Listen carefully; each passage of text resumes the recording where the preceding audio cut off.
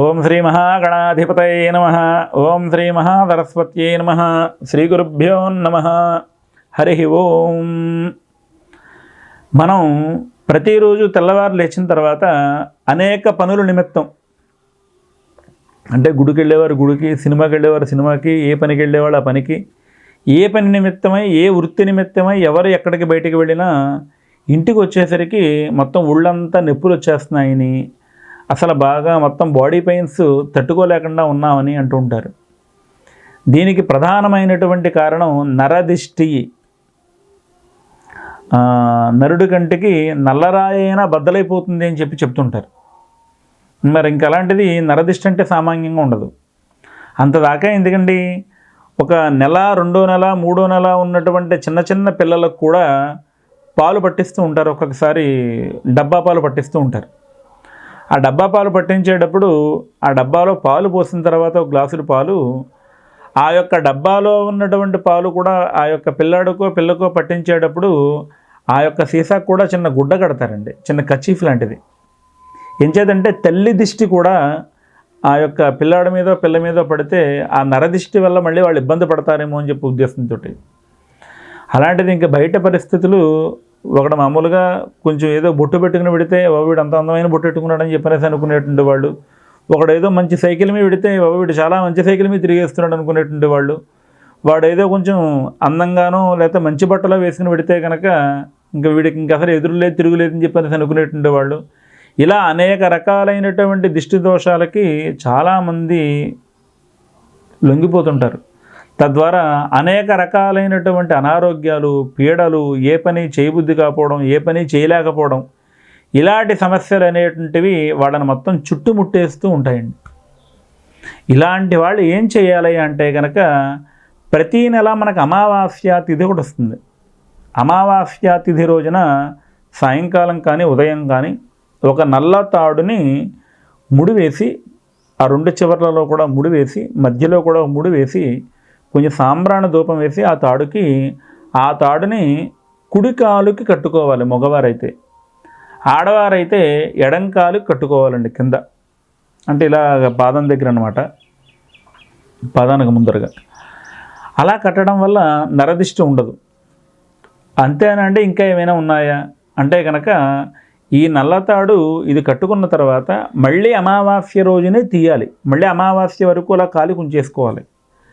ఆ తాడును కూడా ఒక చిన్న పళ్ళెంలో కొంచెం పచ్చకర్పూరం వేసి, ఆ పచ్చకర్పూరం మీద పాత తాడు కాలి చేయాలండి.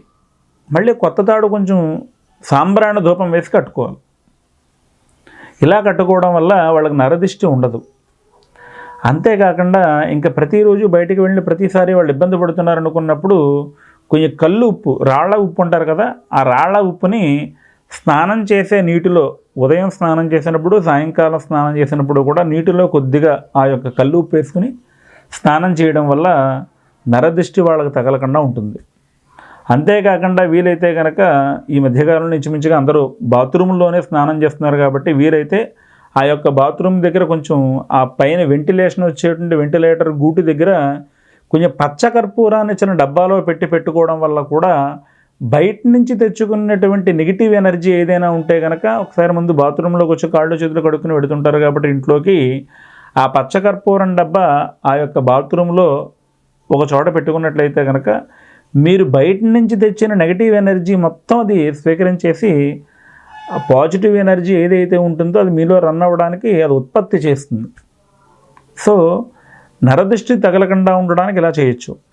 ఇంతేకాకుండా నరదిష్టి మనిషికే కాకుండా ఇళ్లకు కూడా తగులుతూ ఉంటాయి. బాబా ఇంట్లో వాళ్ళకి ఇలా ఉన్నారు అలా ఉన్నారని చెప్పనేసి అనుకుని, ప్రతీ నెల అమావాస్య రోజున ఒక బూడిద గుమ్మడికాయని అమ్మవారి దగ్గర పెట్టి దేవి ఖడ్గమాల కానీ దుర్గా సూక్తంతో కానీ అర్చన చేయించి, ఆ బూడిద గుమ్మడికాయని, దాన్నే కూష్మాండం అంటారు, శ్వేత కూష్మాండం, అది ఇంటికి కట్టుకోవడం వల్ల దిష్టి దోషాలు ఏవి కూడా లేకుండా ఉంటాయి. అంచేతే వాస్తు పూజ చేసినప్పుడు గృహప్రవేశంలో ప్రత్యేకంగా గుమ్మడికాయను కూడా అక్కడ పెట్టించి మరీ ఆ గుమ్మడికాయ ఉండిని ఆ యొక్క ఇంటికి కట్టడం ఎప్పటి నుంచో వస్తున్నటువంటి సాంప్రదాయం.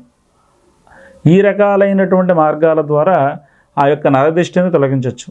అంతేకాకుండా ఇంకా చిన్నపిల్లల లాంటి వాళ్ళకి పాపం ఇవన్నీ తెలియదు అనుకునేటువంటి వాళ్ళకి అరికాల్లో ఆ యొక్క కంటికి పెట్టుకునేటువంటి ఆ యొక్క కొంచెం కాటుకను కూడా అరికాల్లో పెట్టడం అనేటువంటిది కూడా సాంప్రదాయంగా ఉంది. అంచే చూడండి చిన్నపిల్లలకి వాళ్ళకి అసలు తెల్లగా ఉన్నటువంటి వాళ్ళైనా సరే ఈ బొగ్గ దగ్గర నుదురు దగ్గర గడ్డం దగ్గర కూడా మన చిన్నప్పుడు పెద్దవాళ్ళందరూ కూడా ఆ యొక్క కాటిక మచ్చలు లాంటివి పెట్టి ఉండేవారు, కాటికని పెడుతూ ఉండేవారు. అంటే వాళ్ళకి దిష్టి తగలకుండా అది హరిస్తుంది అని చెప్పి ప్రమాణం. ఇంకా అవకాశం ఉన్నటువంటి వారు గజకేశము, అంటే గజకేశము అంటే ఏనుగు యొక్క వెంట్రుక, దానితో ఉంగరం చేయించుకోవడం కానీ, దాంతో బ్రాస్లెట్ చేయించుకోవడం కానీ అలా చేసి వేయించుకోవడం వల్ల కూడా ఆ యొక్క నరదిష్టి దోషాలు ఏమీ కూడా లేకుండా ఉంటాయని చెప్పి శాస్త్రవచనం. ఈ ప్రకారంగా ఆ యొక్క నరదిష్టిని రూపుమాపుకోవచ్చు. ఆ ప్రకారంగా ఆచరించి తరించండి. జై శ్రీరామ్.